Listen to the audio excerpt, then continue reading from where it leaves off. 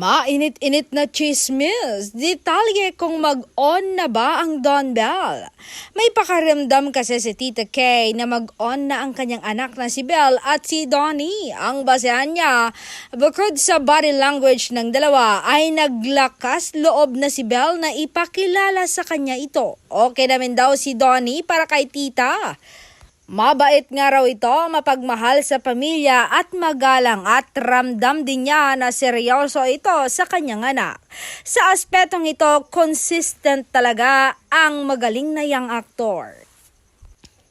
Dagdag pa nga niya at yang si Donnie, marunong yan, manligaw sa akin ha. Seryoso niyang sabi. Tumawag kasi sa akin yan, tinatanong kung nasaan daw ba ako. Tapos pinunta niya ako, aba naman, may dala ba naman sa akin na bulaklak at may chocolate din. Akala mo ako yung nililigawan.